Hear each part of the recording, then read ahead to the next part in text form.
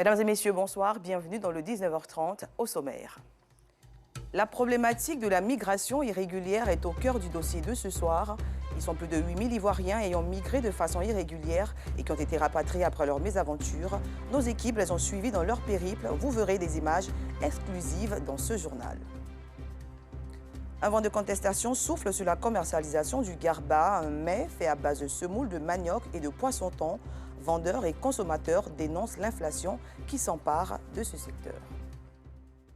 Mais tout d'abord, démarrons, un accident est survenu aujourd'hui en début d'après-midi dans la ville de Grand-Bassam. Deux minicars sont rentrés en collision au rond-point de cette ville. Bilan, plusieurs blessés graves. Notre reporter Bintou Pekele était sur les lieux. Son reportage.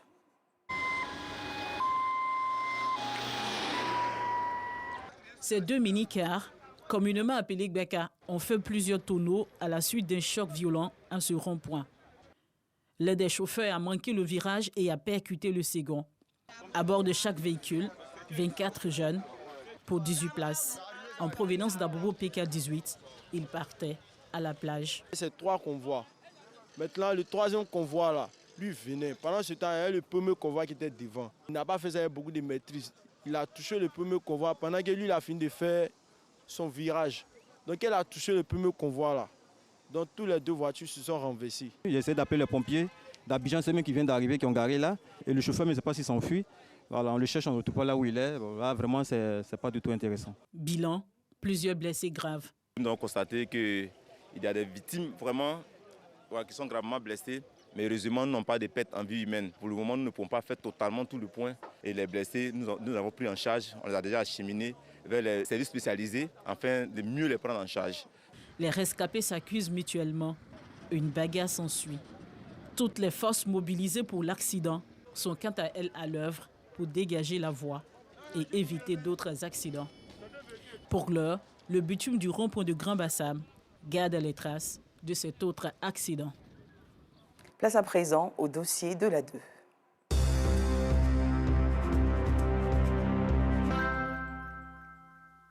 Ils sont plus de 8000 Ivoiriens ayant migré de façon irrégulière et rapatriés dans leur pays après leur mésaventure.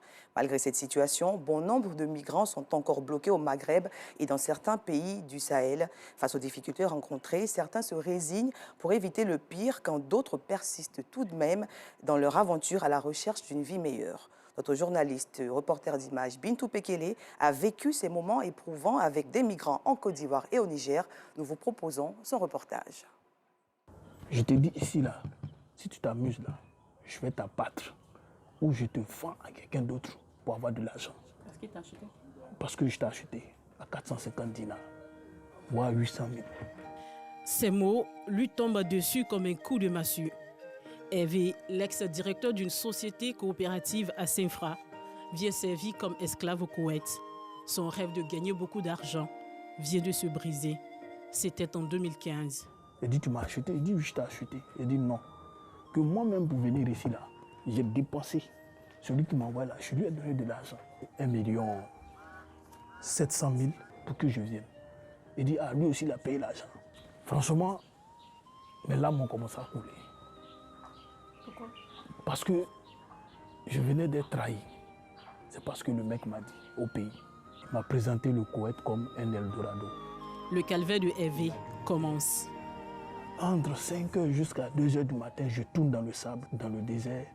Je continue à donner de quoi manger aux animaux. Tant que lui il est là, il ne veut pas me voir. De toute façon, je suis assis comme ça là. Il ne veut pas me voir assis. Hervé finit par échapper à ses bourreaux et se retrouve en prison. Aidé par l'ambassade de Côte d'Ivoire en Arabie Saoudite, Hervé rentre en avril 2016. Il investit dans la location de vaisselle et il crée par la suite une ONG pour venir en aide aux migrants ivoiriens. Mais est-ce que tu as ton passeport avec toi?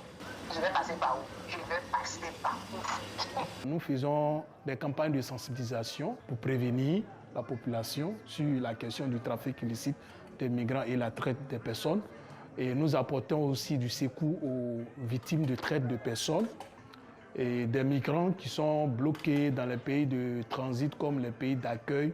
Et une fois ces personnes, ces victimes arrivent au pays, on fait aussi de l'assistance. Le même combat est mené par Parker Nguessan au sein de l'ONG AJMCI dans la commune d'Abobo. Ils font partie des 8497 migrants ivoiriens revenus après leur mésaventure entre mai 2017 et août 2021. Partis de Daloa et d'Abidjan par la route pour l'Italie, ils n'ont jamais atteint le pays du romantisme. Parker a été vendu 4 fois pendant les 10 années de son parcours migratoire. Je suis parti en 2008 et je suis revenu en 2018 de l'Algérie. Je me fais vendre pour la première fois. J'ai fait 1 an 6 mois à la forêt des Tangers. Là-bas, ils nous ont transformés en échelle humaine. Mais maintenant, il y a une dame qui est passée sur moi pour monter. Elle était accrochée avec son bébé. Le bébé qui était agrippé à son dos a lâché prise. Elle n'a pas dit que son bébé est resté. Elle a commencé à courir, bouler les gens là. Moi, j'ai vu ça. Chien qui mord l'homme jusqu'il te bouffe là. J'ai vu ça de mes propres yeux et tu ne peux rien faire. Nguessan, lui, devient prisonnier, puis gardien de prison en Libye. On était 35 personnes dans la traversée du désert. On a fait 9 jours, 8 morts. Ça m'a rendu un peu d'une manière trop cac, parce que après avoir vu tout ça là, il n'y avait plus peur de l'eau. À l'entente du grand bateau, c'est le bateau des Asma Boy on croise. Ce sont les rebelles de la Libye. Ils nous ont pris, nous ont envoyés en prison à Guyane. Ils nous ont mis comme des surveillants de la prison. Le combat des 3 hommes aujourd'hui, sensibiliser les candidats à l'aventure, aux risques auxquels ils s'exposent et aider le plus de migrants possible à rentrer chez eux.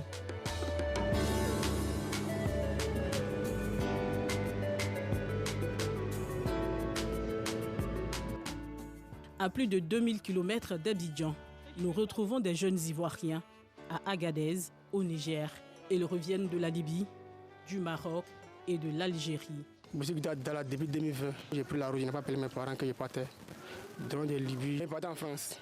Il a dit 1 300 000. De nos cousins, j'ai fait 1 500 000. Donc c'est la salle, on a payé l'argent, puis on partait, on nous a pris sur l'hôtel national. J'ai fait 3 mois en prison. Moi, nous avons fait du gain, nous avons frappé même. D'autres me sont morts même. Il y a vraiment eu que je suis de 3 Ivoiriens sont morts. Qu'on les a frappés. En machin de Libye pour venir. Il y a au moins 10 sont morts aussi, ici, détaillés à Samaka. Mais ça n'a pas bien me retenir plus. Mais il n'y a pas de moyen pour appeler mes parents. Je dis, me retenir. Ils ont tout volé mes téléphones. Je viens précisément de Bono. J'aimerais demander à l'État de Côte d'Ivoire, ils n'ont qu'à nous aider. Fait à cause de Dieu, ils n'ont qu'à venir à nos secours pour nous envoyer au pays. Voilà, à ce moment ici, là, je crois bien qu'on a fait à peu près 3 mois, 2 semaines. Certains portent des marques de torture, des cicatrices qui leur rappelleront toute leur vie, des moments douloureux. Le souvenir de leurs proches décédés est tout aussi présent.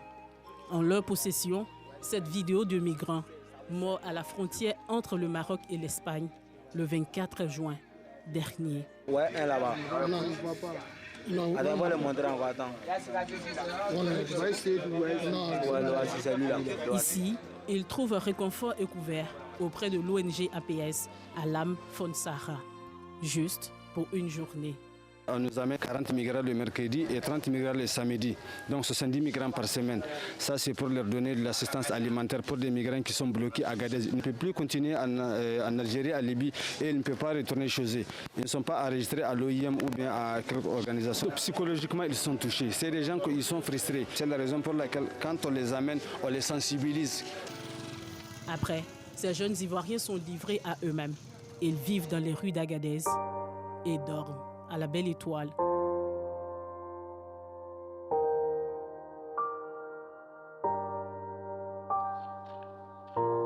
À l'Alliance française d'Agadez, nous rencontrons Ange, une Ivoirienne. Ange est restauratrice. Cela fait 2 ans qu'elle dirige le restaurant de sa sœur, tentée elle aussi par l'aventure. Cette migration a réussi à Ange. C'est pas facile de trouver le repas de chez nous à Agadez. Elle est mariée ici et aide d'autres Ivoiriens restés après leur mésaventure, comme Dorcas, mère de 3 enfants. Ange et Dorcas font partie de l'association des Ivoiriens vivant à Agadez. Ces migrants ont choisi de rester après avoir été refoulés de certains pays. Le 7 août dernier, jour de la commémoration de l'indépendance de la Côte d'Ivoire, ils étaient tous mobilisés autour de l'événement, une première dans cette ville. Rassemblés pour ta gloire, on relever ta dignité. Je suis ici avec 2 enfants. En cours de route, ça n'a pas marché. Je veux retourner un jour dans mon pays, mais pas comme je suis sortie. Pas comme je suis sortie. J'ai essayé de faire les petits travaux. Et j'ai vu aussi, il y a des Ivoiriens comme moi qui sont ici, qui sont revenus aussi ici. Donc j'ai créé l'association pour qu'on puisse se voir et s'attendre et connaître les problèmes de chacun. Certains arrivent à tirer leur épingle du jeu. C'est le cas de Diabaté. Il est arrivé au Niger après son bac C. J'ai croisé des hommes d'affaires qui m'ont mis dans un milieu de business de jackpot. Mais Dieu merci, aujourd'hui je suis le directeur d'exploitation d'une entreprise que je gère un peu partout. Ça m'a réussi parce que je gagne tout ce que je veux au Niger. Sincèrement dit, le Niger m'a tout donné parce que j'ai fait quelque chose de 20 ans. Une chance que les nouveaux n'ont pas. Des nouveaux qui ne sont toujours pas pris en compte par l'OIM, Organisation internationale pour les migrants.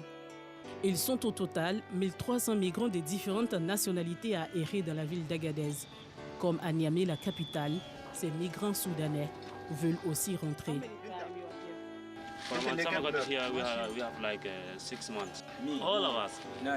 Mais leur volonté seule ne suffit pas pour retourner selon l'OIM. C'est tout un processus, parfois lent et long. La durée n'est pas standard, ça dépend des pays de destination. Donc, il y a ceux qui ont le moyen pour faire 2 semaines, le temps qu'on prépare leurs documents de voyage. Il y a d'autres qui peuvent aller 2 mois parce que toute personne pourra venir dire je suis de Côte d'Ivoire, je suis du Mali, du Sénégal. Il faut qu'on fasse une vérification avant de les renvoyer dans ce pays. Sinon, ça risque aussi d'être une autre façon de migration irrégulière. Donc, on essaie d'avoir le minimum d'appui à cette personne avant qu'il rentre dans notre pays d'origine. Malgré toutes ces réalités, de nouveaux candidats s'aventurent clandestinement dans le désert.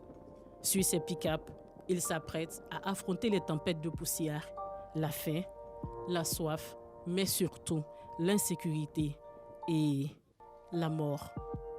Pourtant, le trafic de migrants est interdit au Niger depuis 2015 par la loi 036 du pays. Il est tout aussi interdit de faciliter le passage des migrants internationaux. Une loi difficile à appliquer pour les passeurs et d'autres acteurs de la chaîne de la migration irrégulière. Avant 2015, 6 565 personnes vivaient du business de la migration à Agadez, ce qui a engrangé plus de 65 milliards de francs CFA pour la seule ville. Les passeurs gagnaient gros. Amadou était l'un d'entre eux.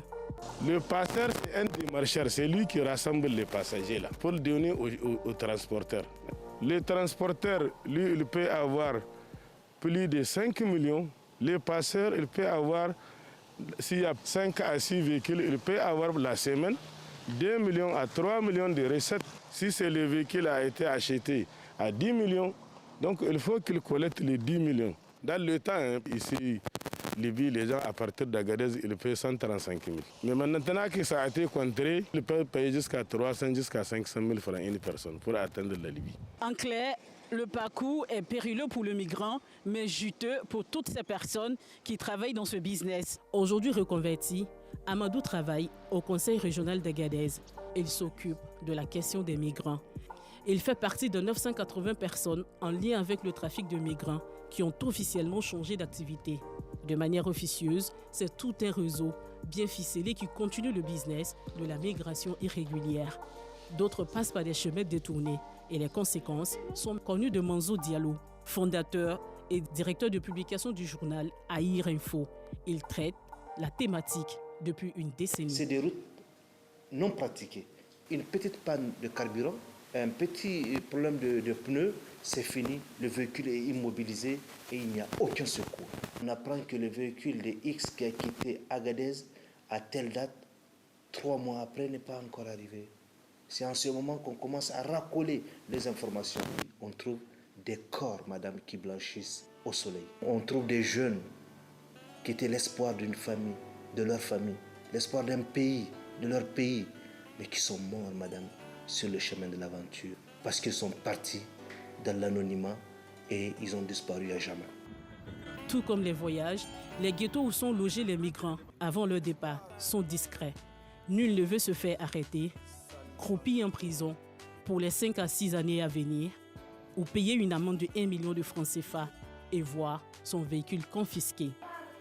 Pendant ce temps, les ONG continuent les actions de sensibilisation pour sauver des vies, là où les acteurs de ce réseau continuent de s'enrichir sur le dos des candidats à l'aventure qui veulent encore tenter leur chance.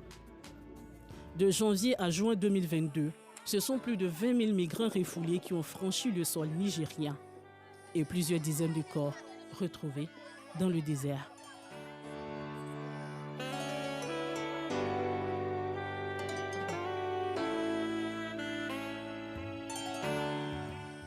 Une prise de conscience collective s'impose.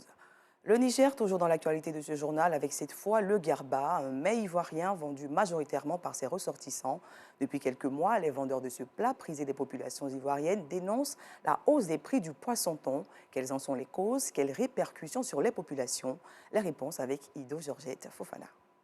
J'adore le garba. Le garba, c'est un plat, bon, c'est devenu un peu culturel pour la Côte d'Ivoire, mais actuellement, c'est en train de devenir un plat un peu prisé par ceux qui ont un peu les moyens. Si tu n'as pas les moyens, tu ne peux pas manger le garba. On aime garba, mais les poissons, en tout cas, c'est devenu très cher.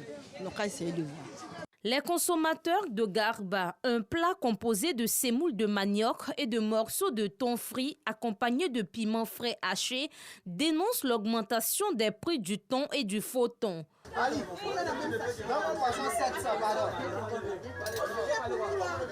Si le carburant a augmenté, si tu comptes le transport en mer, si ça augmente, et aussi il faut augmenter pour pouvoir avoir les bénéfices. On aime, donc on est dedans. Le petit poisson qu'on paye à 100 francs maintenant est devenu à 400, à 500. Comme on aime, on est obligé de manger.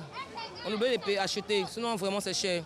Adamo, vendeur de garba bien connu à la gare de Soweto dans la commune de Koumassi, indique que l'augmentation du prix du thon n'est pas de son fait. Poisson, ce n'est pas de notre faute. Nous aussi, on prenait poisson à trop cher. Il faut qu'ici, nous, c'est des mecs qui se lavent. On va se dobrier aussi, on va revendre aussi. Donc, il faut que le président ait trouvé une solution, comment on va diminuer les prix des poissons. Les clients aussi seront contents. Comme Adamo, les vendeurs de garba disent être confrontés à un problème général. Le kilo de thon et du faux thon connaît une hausse depuis le port autonome d'Abidjan. Avant, on prenait les sacs 45, 50. Il y en a, c'est devenu 90, 80. Il y en a quand on prend l'enfer, ça cher. Karim est grossiste. Il sert plusieurs points de garba dans la commune de Cocody. Pour lui, l'augmentation du prix du faux thon est due à la cherté de la vie. Nous prenons en gros, on vient les livrer pour juste gagner un peu dessus. Le prix a augmenté, c'est selon du port. Et là-bas, c'est en fonction de leurs prix que nous faisons notre prix au quartier aussi. Bon, là-bas, souvent, ils n'ont pas laissé le prix. Bon, si là-bas est bien organisé, les quartiers aussi seraient moins chers aussi. Maintenant, c'est devenu cher. Et même n'arrive pas à s'en sortir, nous aussi, on n'arrive pas à s'en sortir. Le collectif des vendeurs de garba et propriétaires de Garbadrome, lieu de vente de garba, avait annoncé un arrêt de travail le 20 août dernier pour dénoncer la flambée du prix du faux thon.